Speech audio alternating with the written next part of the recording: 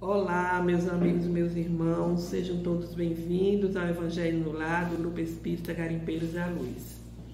É sempre uma alegria renovada esse nosso encontro para as nossas reflexões em torno da mensagem do Cristo. Não esqueçamos da nossa água para ser fluidificada pelos guias espirituais. Vamos então fazer a nossa prece, elevar nossos corações e a nossa mente ao alto. Senhor meu Deus, Pai de infinito amor e bondade, aqui estamos reunidos em vosso nome, em nome de Jesus, nosso Mestre Senhor, para as nossas reflexões em torno dos ensinamentos que nos foram trazidos pelo Cristo. Que nós possamos ser ajudados pelos nossos guias espirituais para compreender e entender a mensagem e fortalecidos para que venhamos nos tornar capazes de vivenciá-la. Que a vossa bênção de infinito amor e bondade envolva cada um de nós, agora e sempre, que assim seja. A nossa leitura inicial, como sabemos, é o livro Vinha de Luz, Espírito Emmanuel, psicografia de Chico Xavier, a mensagem 87. Olhai, vigiai e orai, porque não sabeis quando chegará o tempo. Jesus. Marcos, capítulo 13, versículo 33. Marcos resiste a determinada fórmula de vigilância que revela a nossa necessidade de mobilizar todos os recursos de reflexão e análise. Muitas vezes referimos-nos a orar e vigiar, sem meditar-lhe a complexidade e a extensão. É indispensável guardar os caminhos, imprescindível se torna movimentar possibilidades na esfera do bem. Entretanto, essa atitude não dispensa a visão com entendimento. O imperativo colocado por Marcos ao princípio da recomendação de Jesus é de valor inestimável à perfeita interpretação do texto. É preciso olhar, isto é, examinar, ponderar, refletir, para que a vigilância não seja incompleta. Discernir é a primeira preocupação da sentinela. O discípulo não pode guardar-se defendendo simultaneamente o patrimônio que lhe foi confiado, sem estender a visão psicológica, buscando penetrar a intimidade essencial das situações e dos acontecimentos. Olhai o trabalho de cada dia. O serviço comum permanece repleto de mensagens proveitosas. Fixai as relações afetivas. São portadoras de alvitres necessários ao vosso equilíbrio. Fiscalizai as circunstâncias, observando as sugestões que vos lançam ao centro da alma. Na casa sentimental, reúnem-se as inteligências invisíveis que permutam impressões convosco em silêncio. Detende-vos na apreciação do dia. Seus campos, constituídos de horas e minutos, são repositórios de profundos ensinamentos e valiosas oportunidades. Olhai, refleti e ponderai. Depois disso, naturalmente, estareis prontos a vigiar e orar com proveito.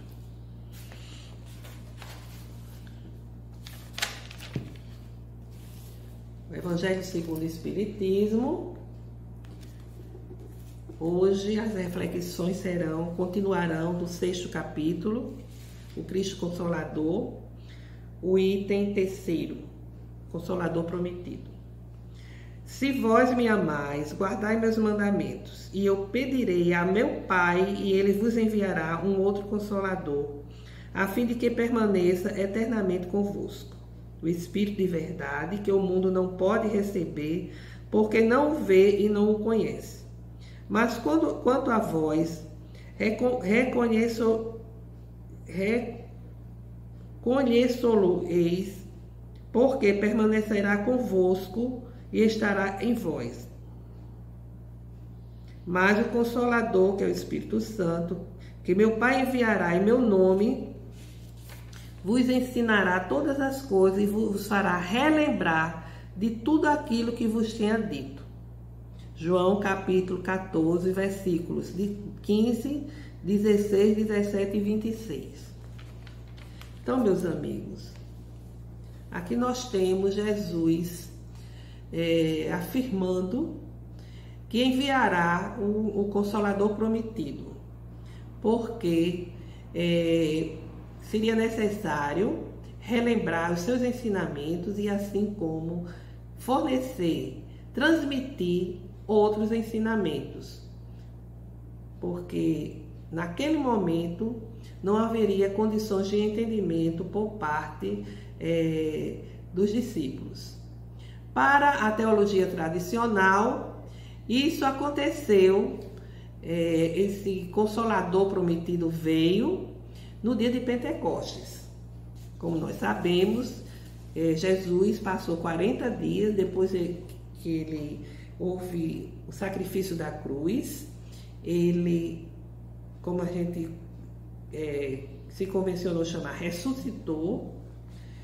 Na verdade, ele surgiu em seu corpo perispiritual e ficou 40 dias com os discípulos. Depois que ele partiu, 10 dias depois, ocorreu essa manifestação que foi denominada de Pentecostes, que os discípulos estavam reunidos e houve todo o envolvimento espiritual. Os espíritos apareceram em forma de línguas de fogo, envolvendo a todos, que a gente sabe que eles se aproximaram. Era a luz de cada dos espíritos que vieram até os discípulos, até o momento em que eles estavam reunidos. E diz que nesse momento ocorreram expressões, manifestações mediúnicas. Na verdade, esse fato deu início ao trabalho apostolar dos seus discípulos. Foi nesse momento desse envolvimento da espiritualidade que inicia o trabalho dos discípulos de divulgação dos ensinamentos de Jesus. Porque se Jesus disse que os ensinamentos que haviam de ser revelados, eles não iriam entender, nem mesmo suportar, como é que 50 dias depois eles poderiam já estar amadurecidos? Fazia exatamente, Jesus passou 40 dias, esse fato ocorreu 10 dias depois que Jesus partiu, ou seja, 50 dias depois do que a gente conhece pela partida de Jesus para o retorno ao mundo espiritual. Então daria tempo, e Jesus foi muito claro, né, que pediria ao Pai para enviar esse Espírito de verdade, esse Consolador prometido, que era exatamente para relembrar os seus ensinamentos e também complementar, dar outros ensinamentos para a humanidade. Então, essa é a nossa interpretação, a interpretação da doutrina. Porque, na verdade, logo no início, ocorreram muitos atritos entre os discípulos, entre os seguidores de Jesus, porque cada um queria para si a melhor interpretação dos ensinamentos de Jesus. E aqueles que eram mais fortes prevaleciam sobre os outros, os grupos menores, vamos assim dizer. E isso deu início aos atritos, né? E ocorreram também a influenciação do paganismo, das práticas romanas, como, por exemplo, cerimônias, rituais, o culto às imagens, a venda de indulgências, muitos, assim dizer, acessórios foram sendo incorporados aos ensinamentos de Jesus, desvinculando com a mensagem inicial.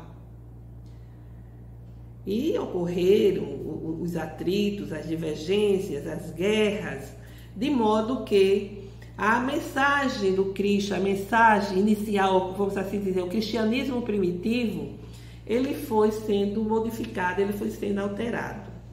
Daí porque Jesus, prevendo tudo isso, disse que enviaria o Espírito de verdade para relembrar os seus ensinamentos e fornecer outros. Então, na metade do século XIX, ocorreu a codificação da doutrina espírita. A espiritualidade, em nome de Jesus, ela passa a transmitir essa doutrina consoladora, né, que é a doutrina espírita, tirando assim os acessórios, os adereços, os dogmas, né, trazendo o quê? Trazendo Deus não como aquele ser punitivo, não como aquele ser rigoroso, mas como Pai cheio de misericórdia, de amor, onipotente, imutável, mas que desejando que todos progridam, que todos cheguem à finalidade da sua existência, que é o aperfeiçoamento.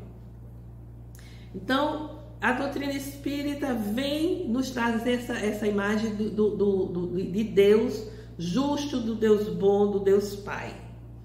Vem esclarecer os ensinamentos de Jesus. Vem nos falar da imortalidade da alma, destinada à perfeição. E que tem, assim, o processo da reencarnação como um processo para conseguir acelerar a sua evolução, o seu crescimento. Ele vem esclarecer melhor esse processo da reencarnação, que não era bem compreendido em um nome de ressurreição, mas que a gente sabe que a reencarnação permite que cada um de nós, cada espírito, tenha a oportunidade de voltar sucessivas vezes ao plano material para corrigir os seus erros e para se aperfeiçoar, para aprender.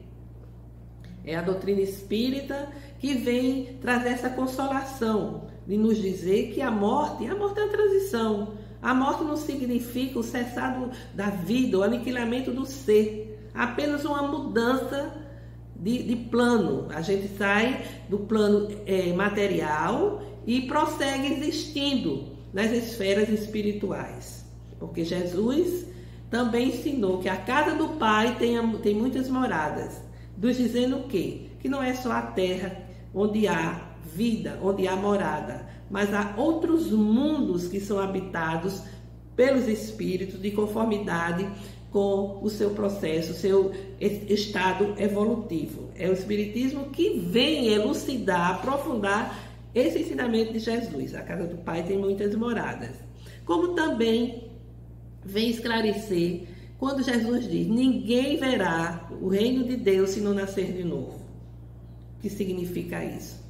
A reencarnação, que nos possibilita o quê? O aperfeiçoamento, que nos possibilita retornar ao plano material, às vezes necessária, para o aprimoramento, para a corrigenda dos nossos erros, para o aperfeiçoamento, porque nós trazemos todas as potencialidades do bem, do bom, do belo, do perfeito. Está tudo em germe dentro de nós. E através dessas experiências sucessivas no plano material, isso vai sendo desenvolvido, como aquele aluno que começa lá no ensino fundamental, sem maiores conhecimentos, e vai se aprimorando, vai se desenvolvendo, vai passando de ano, vai passando de série. Assim somos nós na grande escola da vida.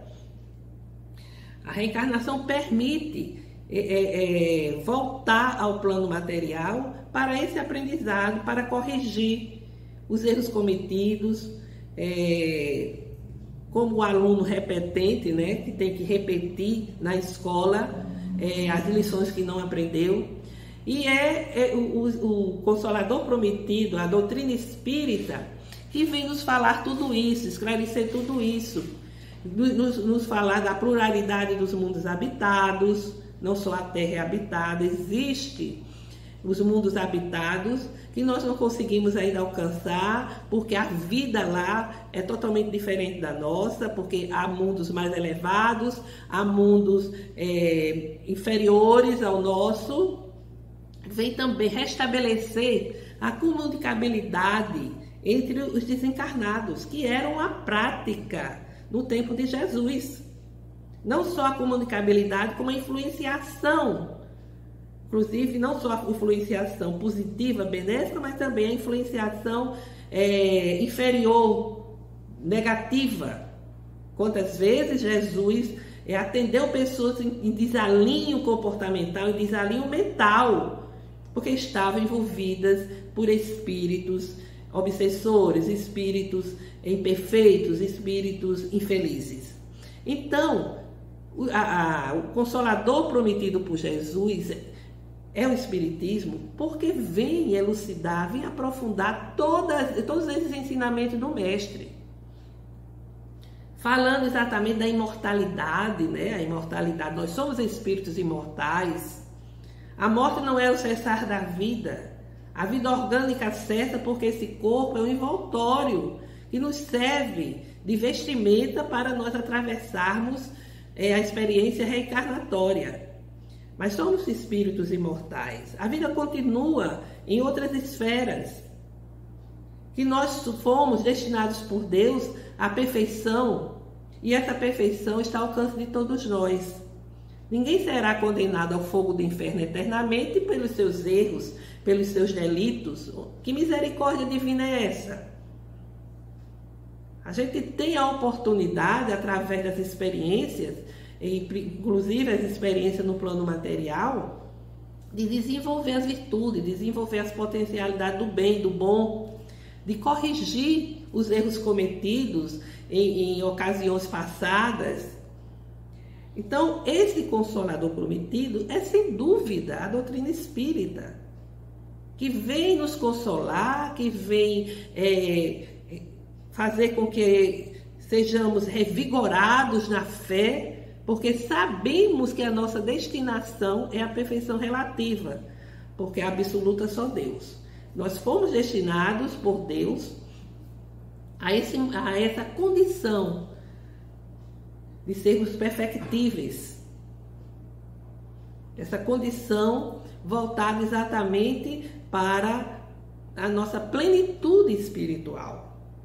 Então são ensinamentos que vêm orientar, que vêm nos fortalecer, sabermos que somos espíritos imortais, sabermos que é necessário nascer de novo, quer dizer, o espírito retornar ao plano material, à vida física, para corrigir os seus próprios erros e desenvolver as potencialidades do bem. Saber que existe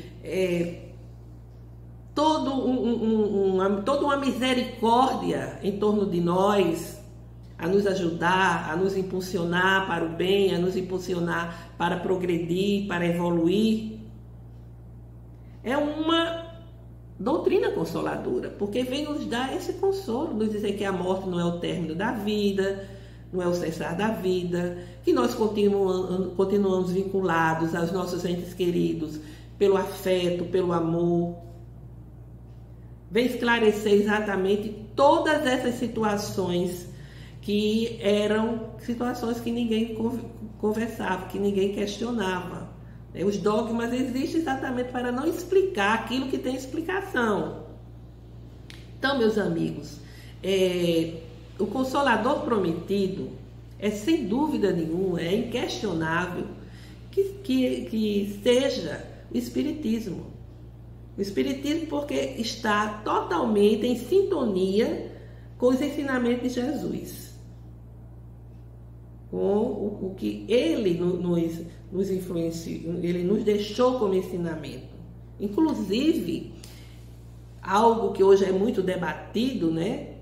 Que quando as pessoas estão em desalinho comportamental, mental, se costuma dizer que estão possessas pelo diabo, pelo demônio, e a gente sabe que Jesus ensinou, através de suas ações de desobsessão, que eram espíritos desequilibrados, doentes, que não tinham nenhum esclarecimento, que influenciavam, que dominavam as pessoas.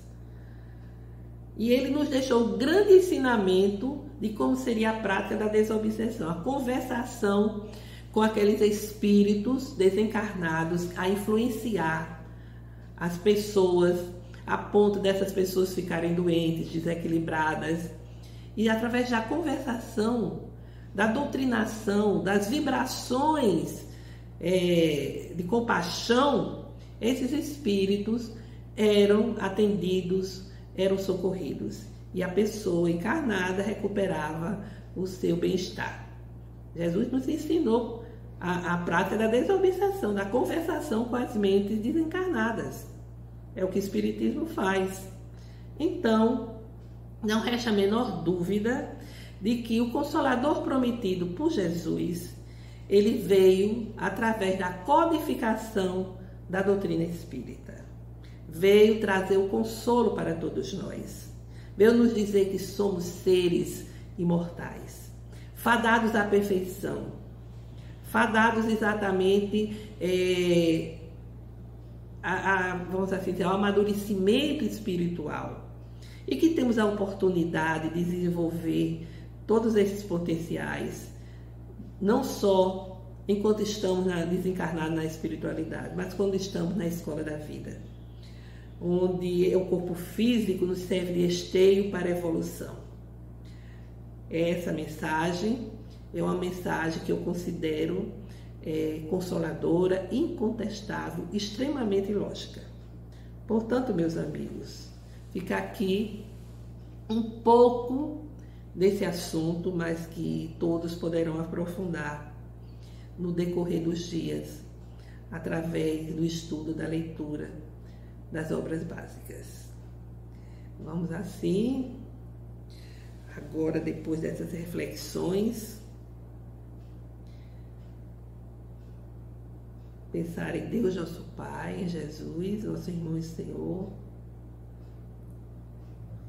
Pedir para que a espiritualidade derrame sobre todos nós, em nossas casas, em nossas famílias, em cada um, suas bênçãos, e que essa energia envolva cada um, e à medida que for envolvendo, possa ir desfazendo os locais onde por acaso estejam energias grosseiras, condensadas, desenvolvendo, limpando os nossos centros de força.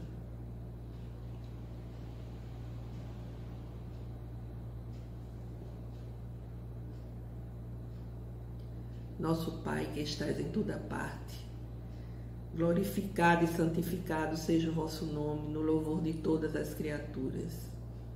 Venha a nós o vosso reino de amor e sabedoria, seja feita a vossa vontade, acima dos nossos desejos, tanto na terra como nos ciclos espirituais. O pão nosso do corpo e do Espírito dai-nos hoje. Perdoai, Senhor, as nossas dívidas, ensinando-nos a perdoar os nossos devedores com esquecimento de todo o mal, não permitindo que venhamos a cair nas tentações das nossas próprias inferioridades, livrando-nos da maldade que ainda reside em nós mesmos, para que assim reine a paz e o entendimento, o amor na caridade, hoje, amanhã e sempre. Que assim seja. Aqui encerramos o Evangelho no Lar do dia de hoje, desejando a todos muita paz, uma semana de saúde, paz e harmonia. Até breve.